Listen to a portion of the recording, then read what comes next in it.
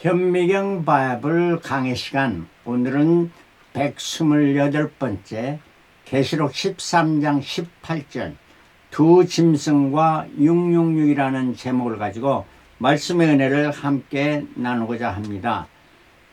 계시록에는 정말의 교회 핍박 시대가 오게 됨을 말해주는데, 교회를 핍박하는 기간은 7년으로 전 3년 반, 후 3년 반, 7년인 것입니다.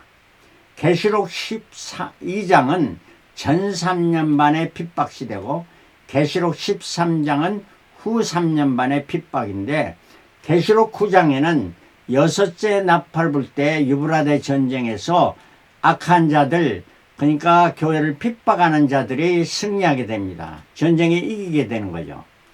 그때 예수님께서 이들을 그냥 두지 않기 위해서 예수님의 계시록 10장에 공중재림을 하십니다.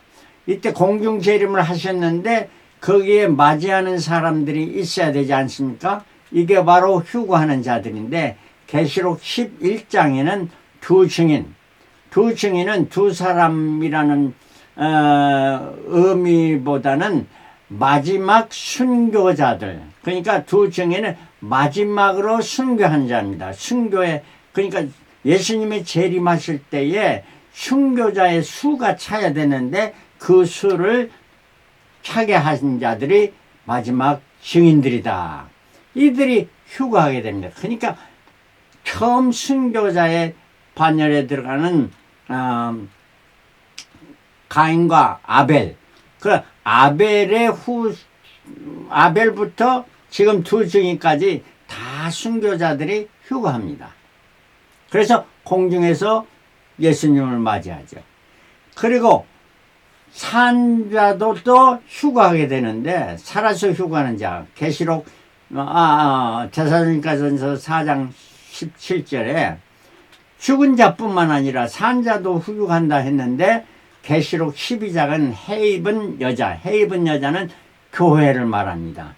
성령으로 인도하심을 받은 교회, 참 신앙인들의 자녀들, 그러니까 베이비들이나 이런 아주 어린 소녀들이 휴거하게 되는데, 이때가 전 3년 반인 것입니다. 그래서 공중에서 주님을 맞이하고, 그리고 난 다음에 13장에는 두 짐승과 666 시대, 즉 오늘의 말씀입니다. 이게 바로 후 3년 반의 핍박을 받는 과정을 말해주고, 이 핍박이 극심할 때에 예수님께서 이제는 계시록 14장에 지상재림을 하게 되는데, 이 일곱째 나팔 불 때 지상재림하시고, 일곱째 나팔은 뭐에 쏟아나? 일곱 대접 쏟는 재앙에 속하게 되는 것입니다. 자, 계시록 13장에는 두 짐승이 나타나는데, 하나는 첫 번째는 바다에서 짐승이 나온, 내가 보니 1절입니다. 내가 보니 바다에서 한 짐승이 나오는데 뿔이 10이요 머리가 7이라. 그 뿔에는 10면류관이 있고 그 머리들에는 참남한 이름들이 있더라. 그 10뿔은 뭘까? 악한 세력의 지도자들을 말하고, 7머리는 악함으로 연합한 나라들의 수를 말합니다. 그래서 7나라의 전체에서 10 지도자들이 나타나는 게, 이게 바로 바다에서 나온 짐승인 것입니다. 두 번째는 2절에는 내가 본 짐승은 표범과 같고 사납습니다. 발이 곰의 발 같고 그 입은 사자 입 같은데, 용이라는 것은 사당이죠. 여기서 두 짐승의 우두머리가 용입니다. 사단이 자기의 능력과 보좌와 큰 권세를 그에게 주었더라. 그러니까 용이 능력과 권세를 줘서 받은 자들이 이 바다에서 나온 짐승이고, 또한 육지에서 나온 짐승, 보좌의 큰 권세를 그에게 주었더라. 이 짐승의 권세는 사단이 제공한 겁니다.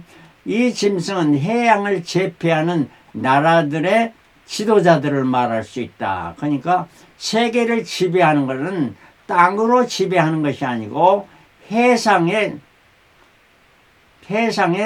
모든 주도권을 잡는 나라들, 그렇지 않습니까? 영국, 또 지금은 미국, 이러한 나라들이 해상입니다. 그래서 해상을 제패하는 나라들의 지도자들이 바다에서 나온 짐승에 속한다 하는 이런 말이고요. 또 짐승이 큰 말과 참남한 말을 하는 입을 받고 또 42달 일할 권세를 받았다. 이 42달이라는 것은 뭡니까? 후 3년 반, 3년 반인데 이게 후 3년 반에 교회를 핍박하게 된다. 6절에 짐승이 입을 벌여 하나님을 향하여 회방하되 그 이름과 그의 장막 곧 하늘에 거하는 자들을 회방하더라. 7절 또 권세를 받아 성도들과 싸워 이기게 되고 누가 이긴다고요? 바다에서 나온 짐승이 이긴다는 거예요. 각 족속과 백성과 방언과 나라들을 다스리는 권세를 받았디. 세력이 왕창 커졌단 말이에요. 죽임을 당한 어린 양의 생명책에 창세기 이후로 농명되지 못하고 이 땅에 사는 자들은 다 짐승에게 경배하라. 생명책에 이름이 기록되지 못한 자는 결국 약해가지고 다 짐승에 경배하게 되더라 하는 말입니다. 누구든지 귀 있는 자는 있거든 들을지어다 말씀해주고 있습니다. 그 다음에 이제 두 번째는 땅에서 나온 짐승인데 11절에 내가 보매 또 다른 짐승이 땅에서 올라오니 새끼 양같이 두 뿔이 있고 용처럼 말하더라.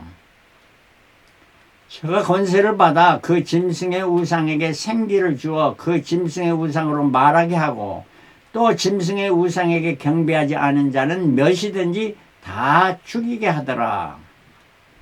16절 저가 모든 자들로 그 오른손에나 이마에 표를 받게 하고 누구든지 이 표를 가진 자 외에는 매매를 못하게 하니 이 표는 곧 짐승의 이름이나 그 짐승의 이름이나 그 이름의 수라 그 사람 이름의 숫자란 말입니다.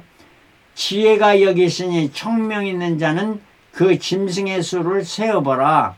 그 수는 사람의 수니 666이니라. 666이라는 이라는 것입니다. 자, 그런데 성경이 기록된 히브리어 구약에 히브리어나 신약에 기록된 헬라어는 다 그 알파벳을 숫자로 표시하게 되어 있습니다. 표시할 수가 있게 되어 있습니다. 우리나라는 뭐 숫자로는 표시가 안 되죠. 그러나 성경의 기록이 모든 기록이 숫자로만 표시될 수가 있다는 이런 말이 되겠습니다. 그래서 헬라어에는 그 단어 알파벳이 24개인데 이 24개에다가 3개를 더한 겁니다. 마지막 스티그마 6하고 그 다음에 코파 90하고 셈사이 900을 이렇게 더해가지고 27을 만들었습니다.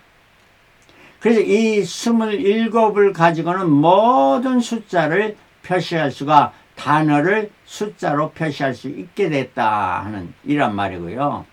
자, 666이 그 카이 그리스도라는 첫째죠. 그게 600이고요. 그 다음에 사이 이거는 60인데 60은 사이는 뱀을 의미합니다. 뱀. 그리고 S는 크리스토스 할 때 제일 마지막 자. 그래서 크리스토스 말에 중간에 이 60 사이가 들어간 겁니다. 그래서 예수를 가장하면서 이렇게 적그리스도로서 나타난 것이 이 짐승의 숫자입니다. 자, 그래서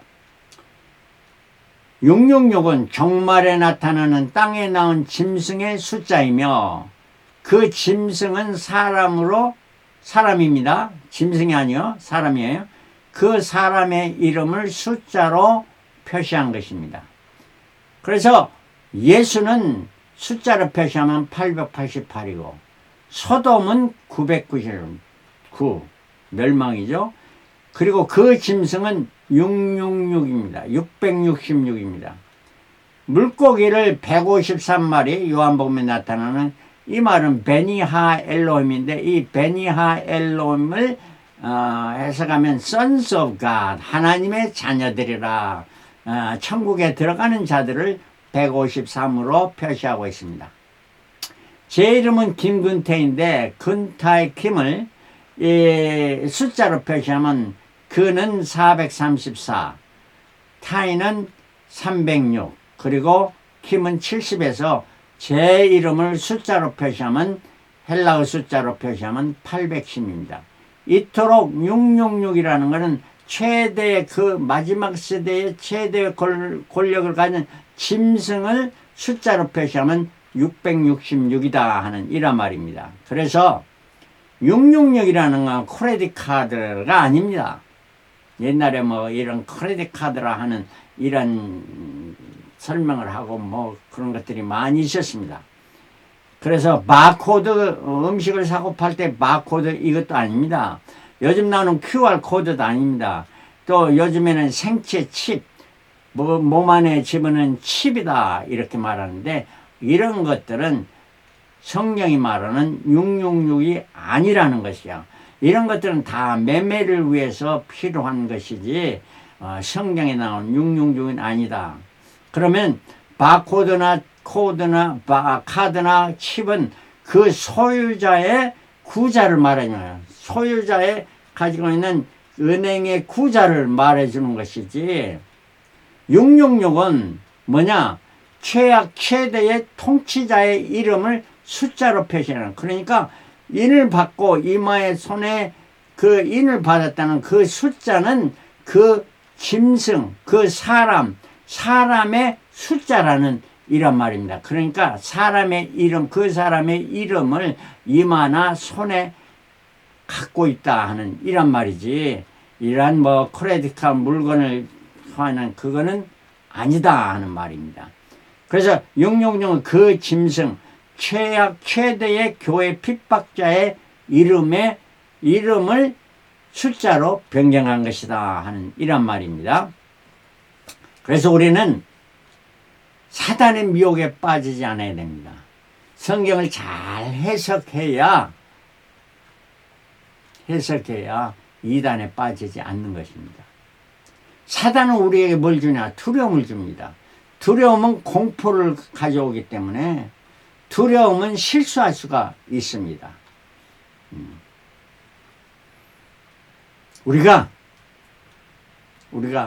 두려워하지 않고 마음의 침착함을 가질 때 실수가 없게 되고 올바른 판단을 하게 되고 그 판단으로 일을 잘 처리하게 됩니다. 그래서 전쟁, 죽음, 공포, 핍박, 가난, 염려, 불신 이런 것들이 우리에게 엄습하도록 우리는 예수 그리스도를 의지하면서 그분으로 하여금 마음의 평안과 기쁨을 가지고 승리의 길을 걸어가야 될 거고, 두 번째는 사탄도 기적과 능력을 행하며 우리를 미혹합니다. 그래서 기적주의, 능력주의, 겸비 은사주의 이런 것만 따라가면은 결국에 어떻게 되느냐? 사탄의 꼬임에 빠지게 된다는 걸 분명히 알합니다. 기적과 능력이 우리 신앙의 목표나 목적이 되어서는 절대 안 된다는 말입니다. 세 번째는 사탄도 지혜롭게 우리를 미혹합니다. 신앙인의 연약한 부분에 끼어들어서 꾀입니다.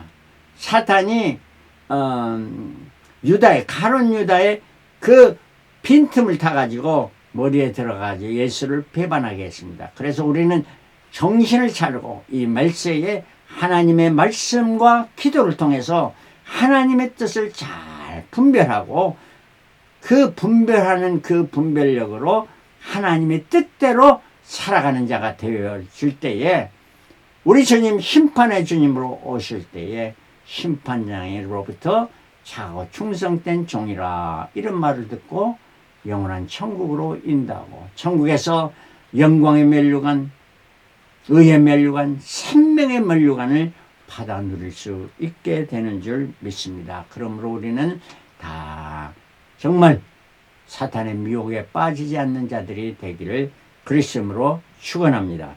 할렐루야. 아멘.